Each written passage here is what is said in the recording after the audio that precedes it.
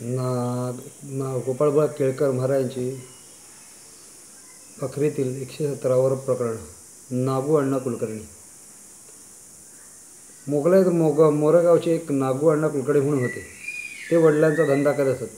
40 वर्ष त्यांचे डोळे गेले. पुष्कळ औषधोपचार केला आणि पुष्कळ पैसेही खर्च केले, परंतु गुण नाही. तेव्हा तुळजापुरात जाऊन देवीजवळ अनुष्ठान करावे. देवी सेवेशिवाय आपले डोळे येणार नाहीत असा विचार करून खरोखर बरोबर एक 12 वर्षाची मुलगी आणि एक मनुष्य घेऊन तुळजापुरास आले. पुजाऱ्यास व इतर लोकांस विचारलं की आम्ही काय सेवा करावी. मग सर्वानुमते अंतर गाभाऱ्यात देवीची प्रदक्षिणा करून अनुष्ठान करावे असे ठरले. नंतर मुलीने हात धरून प्रदक्षिणा घालाव्यात. 2 प्रहरापर्यंत प्रदक्षिणा घालून मग 3ऱ्या प्रहरी भोजन करावे असा नियम त्यांनी चालू ठेवला.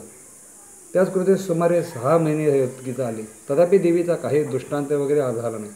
तेव्हा त्यांनी मोठा काळजी पडली. आता काय करावे असे म्हणून म्हणू लागले.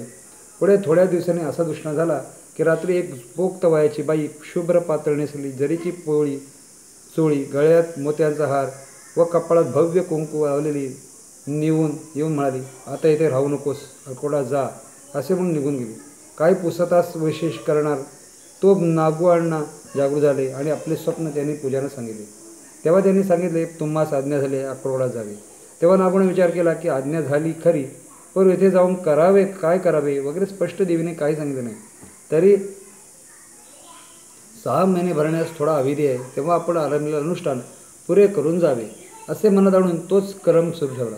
ज्याच दिवशी 6 महिने पुरे भरले त्याच दिवशी त्या रात्री नागवणास पुन्हा स्वप्नात पडले की असे तीच बाई अंगावर पुष्कळ दागिने घातलेले दिव्य तेज अशा प्रकारचे घेऊन तिच्या हातात एक पितळी, त्यात थोडा भात व कानोले असे अन्न वगैरे, एक बाजूस एक चोळखड व कुंकवाची पुडी असा जिन्नस होता.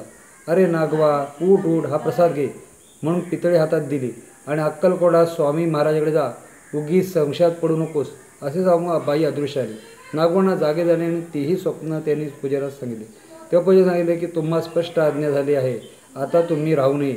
मग नागवणे काही ब्राह्मण, सुवासिनी, जगदंबेचे नैवेद्य वगैरे अनुष्ठान सांगता करून अकोल्यास आले. तेथे गेल्यावर श्रीचे दर्शन गेले. तो महाराज शालजोडी घेऊन ते पलंगावर दिसत होते. नागवणे पायावर डोके ठेवून उभे राहतात. तो शालजोडी ऐकून येण्यासारखे शब्द, आमच्याकडे हे अचानक का पाठवले, उगे स्वस्थ बसावे तर अशा उभ्या येतात असे बोलावले. नागो पण ते आपली हकीकत सांगू लागले. इतक्या तोंडावरचा पदर काढून येथे का आलास, जा पंढरपास म्हणून आज्ञा देऊन पूर्वत निजले. चोळपासा सर्वमठी म्हणाले, अहो अंधबुवा, तुम्ही पंढरपास जावे, काही शंका घेऊ नये असे महाराज कोणाशी प्रत्यक्ष सांगत नाहीत. तुमचे भाग्य थोर म्हणून तुम्हास तात्काळ आज्ञा झाली. असे ऐकताच गाववाना थोडा राग आला. आज 6 महिने तुळजापुरात सेवा केली, देवीची इथे पाठवले, आता हे पंढरपास जा म्हणतात. जीवाला काही संकट प्राप्त झाले म्हणून दैवी उपाय करावे असे साधू म्हणतात. म्हणून मी तुळजापुरास गेलो. मोठ्या कष्टाने 6 महिने सेवा केली. मग दैतेच देवीचे मला सांगायचे होते की तुझे डोळे बरे व्हायचे नाही, म्हणजे मी इतके कष्ट कशाला केले असते. अशी आणखी काही हकीकत सांगत आहेत. इतक्यात अरे जाव मादरचत भांचत पंढरपूर मोठ्या भुसडीचा आम्हाला हुकूम घेऊन आला, चल जाओ, निकाल जाओ, चुपचाप पंढरपूर असे महाराजांनी म्हणून तोंडावर पदर घेऊन निघले. जवळच्या म्हणजे सांगितले, फार उत्तम झाले, तुम्ही मनोगत पंढरपूरात सिद्ध होतील, तुम्ही राहू नका, जा. नागवणाचा फार वाईट वाटले. मग 2 ब्राह्मण श्रीचे नैवेद्य करून पंढरपूरास आले. पंढरपूरच्या तुका विप्राच्या मठात उतरले. दररोज दर्शनात जावे, परंतु पुढे त्यास काय करावे हे काहीच सुचेना.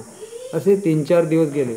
एक दिवस देवळात गृहस्थांनी त्यास सांगितले की उद्धवाच्या मठाने एक डोळ्याचा वैद्य आला आहे, त्याच्यावर तुम्ही जा. मग नागवण्णा वैद्याकडे गेले. वैद्याच्या आणि त्यांची गाठ पडल्यावर वैद्याने सांगितले की मी 50 रुपये घेईन तर डोळे नीट करीन. मग नागवण्णाने कबूल केले. मग 5 हाती पंचा त्याच्याजवळ देऊन त्यास स्वस्थ बसण्यास सांगितले. मग शस्त्र घेऊन वैद्यांनी त्यांच्या डोळ्यावरचे पडदे काढले आणि 3 दिवस पट्टी सोडायची नाही असे सांगितले.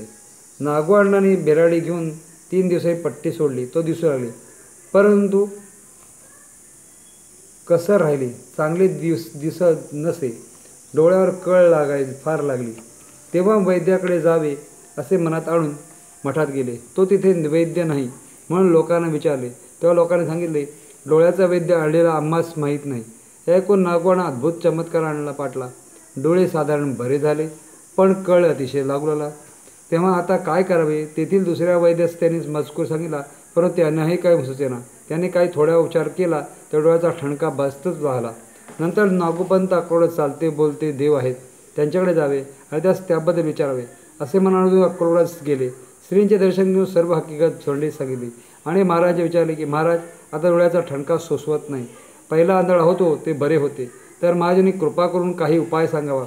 ते ऐकून समर्थ दयागन अद्भुत शक्तिमान म्हणाले, घोड्याचे मूठ डोळ्यात घाल. असे म्हणून त्यांनी 1-2 दिवस डोळ्याचे मूठ घालता डोळे चांगले आले. 7 दिवसागले कळेही राहिली.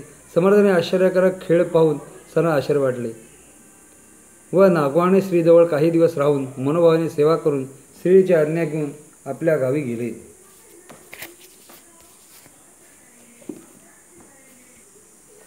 चॅनलला सबस्क्राईब करा, लाईक करा, सबस्क्राईब करा, बेल आयकॉन दाबा. प्लेलिस्टमध्ये जाऊन इतरही व्हिडिओ बघा. स्वामींबद्दल, आळंदीचे स्वामी, भक्त विजय असे विविध विषयांवर माझे व्हिडिओ आहेत. ते प्लेलिस्टमध्ये जाऊन बघा. लाईक करा, शेअर करा, सबस्क्राईब करा आणि जास्तीत जास्त लोकांना पोहोचवा ही विनंती. श्री स्वामी समर्थ.